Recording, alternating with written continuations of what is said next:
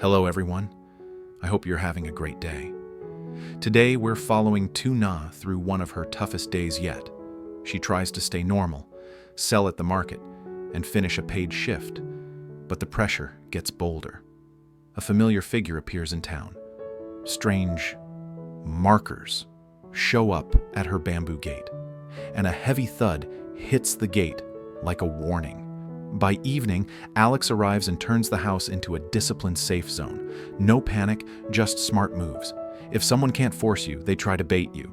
So, will Tu Na stay in control?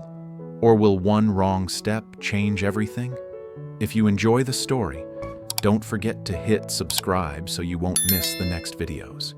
Let's begin. Tu Na moved fast in the kitchen before the sun fully cleared the mountains. She washed vegetables, wiped down jars, checked lids, and packed pickled greens and kimchi in the same strict portions she always used.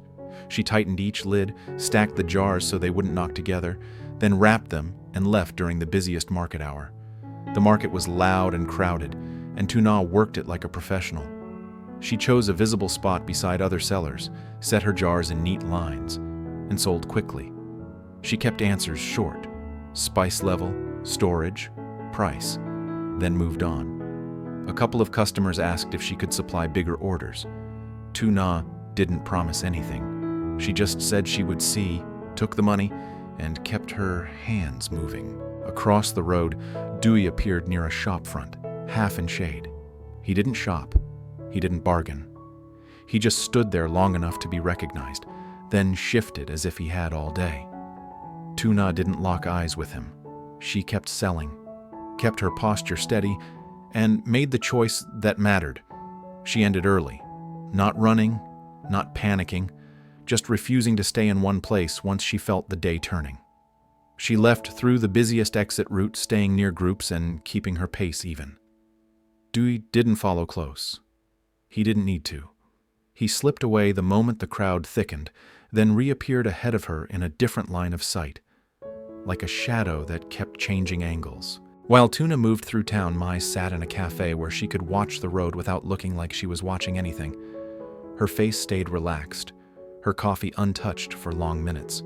When Dewey sent a brief update, she replied with even fewer words. Keep pressure high, keep risk low, don't create witnesses. She didn't ask him to hurt anyone. She asked him to disturb a routine until the routine broke itself. Tu Na reached the orchard for a short paid shift and went straight into work. Carry baskets, sort fruit, stack boxes, keep moving. She stayed in the open work area where other hands were nearby. Dewey didn't walk into the orchard like a thief. He stayed at the edge where trees and storage sheds created blind spots. He showed himself for seconds, then stepped back behind trunks, long enough for Tu Na to catch him, short enough for her to doubt whether anyone else would. Then the metal sheet near storage clanged hard, a sharp, sudden sound that made several workers look up.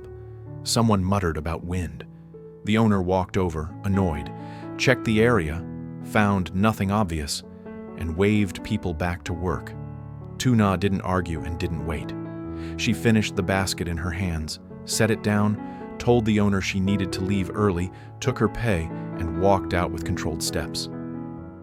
Dewey watched her leave and felt satisfied, because that was the point. She left sooner than planned, and her day narrowed. Mai's method was working. Tu Na stayed on the more public route home even if it took longer. She didn't stop at roadside stalls. She didn't linger near the main road. She walked into her property through the bamboo gate at the end of the long dirt road and went straight to the kitchen to reset her day. She rinsed tools, wiped surfaces, lined up remaining jars, and prepared ingredients for tomorrow. She kept the yard quiet. She didn't give the outside world extra chances. Dewey arrived at the gate when the light was still good and the air was calm.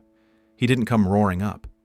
He parked out of sight, walked in quietly, and touched only what would be noticed later.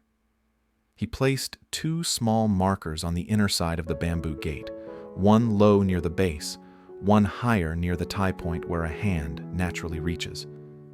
Then he changed the tie itself, not enough to leave the gate open, Not enough to look like a break-in, just a different knot, a different tension, a signature meant to be felt.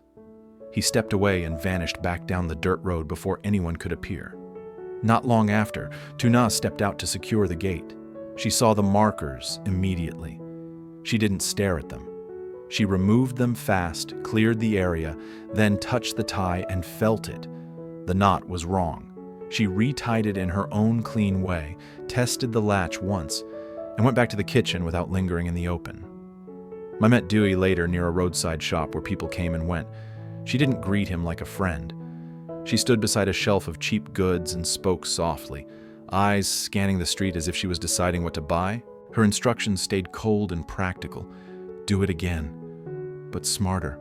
Don't hover in one place. Don't let her predict you. Make her think twice about every normal step. She slipped him cash like it was change, then walked away without looking back. Dewey took the money and returned toward Tu Na's area. This time he didn't plant markers right away. He waited for timing. When the afternoon quiet settled and Tu Na was inside, he picked up a stone and threw it at the bamboo gate from a distance. The thud was heavy enough to be heard, not strong enough to break anything. Then he disappeared down the road, letting silence do the work. Inside, Tu Na paused for a single beat, then kept moving. She stayed in the kitchen, washed her hands, wiped the counter, and continued preparing ingredients as if refusing the invitation was part of her job. She didn't step into the yard. She didn't open the gate. She didn't walk down the long dirt road to look for a shadow. A little later, she went out again only because she needed firewood close to the kitchen for the evening. She kept the trip short, eyes forward, movements efficient. At the gate, she noticed another change. A thin bamboo strip tucked near the latch line, placed too neatly to be wind. She removed it, cleared the latch area, and tightened the tie again. Then she returned inside. Dewey stayed out of sight and watched from a distance, satisfied. He hadn't shouted. He hadn't touched her directly. Yet he had made the gate feel like a message board. As the light faded, Mai received one more update and allowed herself a small smile. The goal wasn't one dramatic moment. The goal was a slow squeeze. Make Tu Na tired. Make her choices smaller. Make her life feel unstable. Mai believed the plan was clean because it looked like nothing. Near evening, a car rolled along the long dirt road and stopped near the bamboo gate. The engine cut. Footsteps came toward the house, steady and familiar. Tu Na stayed at the doorway, opened it just enough, and saw Alex arriving at the end of a day that had been pushed hard in small, deliberate ways. Alex didn't come in loud. He didn't slam the gate or call out her name like the whole area needed to hear him. He walked up the long dirt road, stopped at the bamboo gate, and took one careful look at the tie before he touched anything. Then he stepped through, closed it behind him, and came straight toward the kitchen area where Tu Na was waiting near the doorway. Tu Na didn't give him a long story. She gave him the day in a few clean sentences: market, orchard, the gate, and the thud. Alex listened without interrupting, then moved immediately into action. He didn't search like a hero in a movie. He tightened the basics like someone protecting a work site. First, he checked the bamboo gate. He looked at the latch line, the tie points, and the ground around the base. He didn't touch random things. He looked for patterns, fresh scuffs, disturbed dirt, any sign that someone stepped in and out. He retied the gate himself, using a knot that would hold tighter and show clear disturbance if someone touched it again. Then he tested it once and stopped. No repeated fiddling, just one clean, final setting. Next, he walked the boundary from the gate toward the house, scanning the path for anything placed deliberately. A strip, a marker, a stone positioned too neatly. He didn't roam into the dark edges of the land. He stayed on the functional route that mattered, the route anyone would take if they were trying to reach Tu Na's home. At the kitchen doorway, he asked Tu Na to stay inside and keep the door mostly closed. He didn't want her stepping into the yard for checks. That's how people got pulled into mistakes. He went to the small yard area near the bamboo table and chairs and looked for anything disturbed. Chair moved, footprints, small objects. Then he returned to the gate again and did a second, slower look along the tie line, verifying that nothing else was hidden there. He didn't speak about fear. He spoke about rules. He told Tu Na that from today, the gate would be treated like a checkpoint, not a casual door. Open, close, tie, test once. No leaving it half-secured for convenience. No stepping outside at odd hours for small tasks. Firewood moved earlier while it's busy outside. Any errands happen only during the busiest time. If something sounds urgent, it gets delayed until it can be done publicly. No exceptions for a quick deal. Tu Na nodded. She didn't argue. She was tired, but she wasn't weak. She understood that discipline was safer than courage. Alex then shifted to the kitchen because that was where Tu Na's life actually ran. He looked at her setup and changed one thing.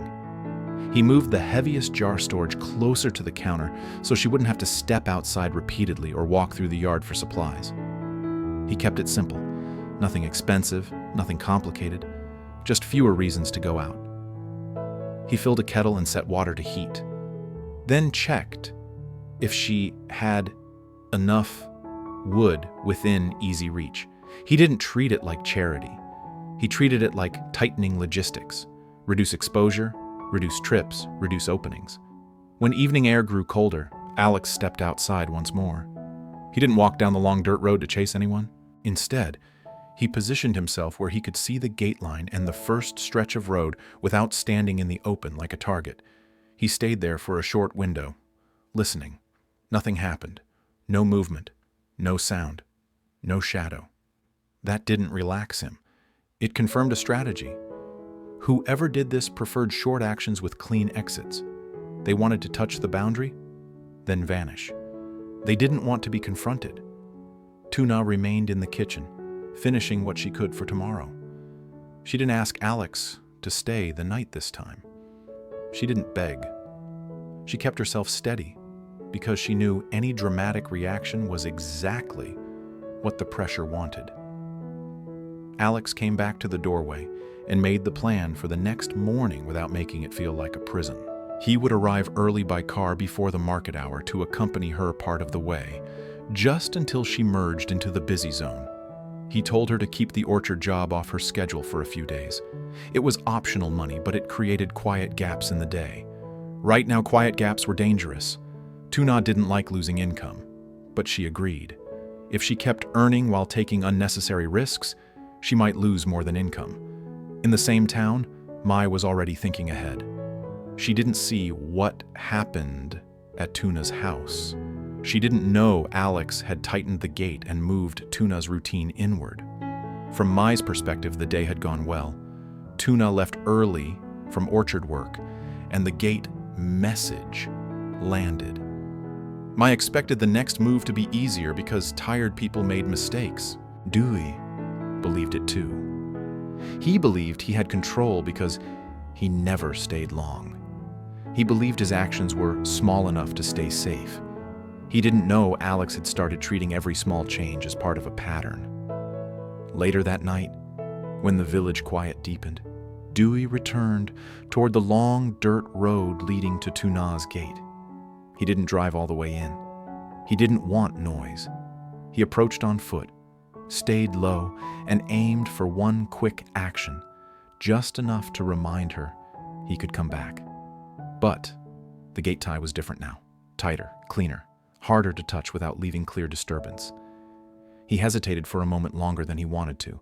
That hesitation wasn't fear of Tu Na. It was fear of time, fear of staying long enough for someone to notice.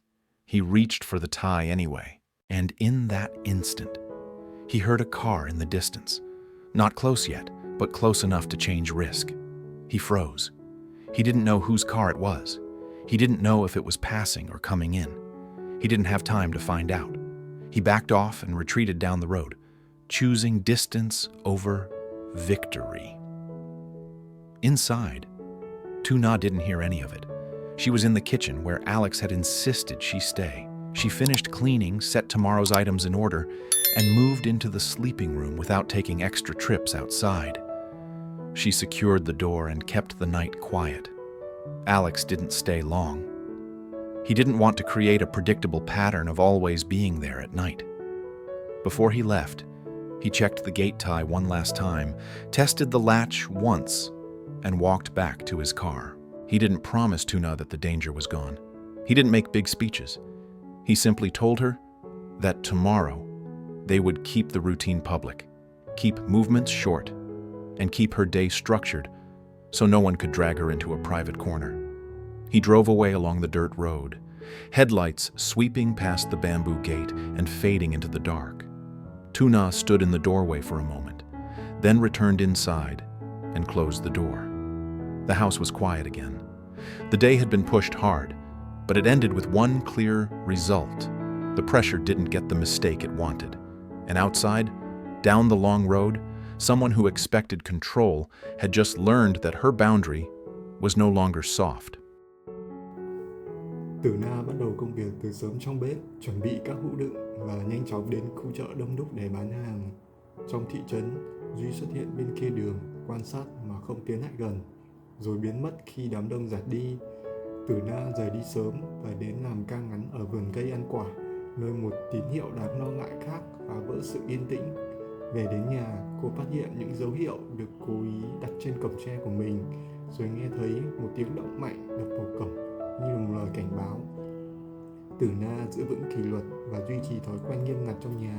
Đến tối, Alex đến bằng ô tô kiểm tra cổng vào sân, buộc chặt chốt cửa lại và giảm thiểu nguy cơ cho Tử Na bằng cách thắt chặt thói quen của cô. Khi mà đêm buông xuống, nỗ lực cuối cùng để kiểm tra cánh cổng thất bại và ngày kết thúc với Tử Na được bảo vệ, nhưng mối đe dọa rõ ràng vẫn chưa kết thúc.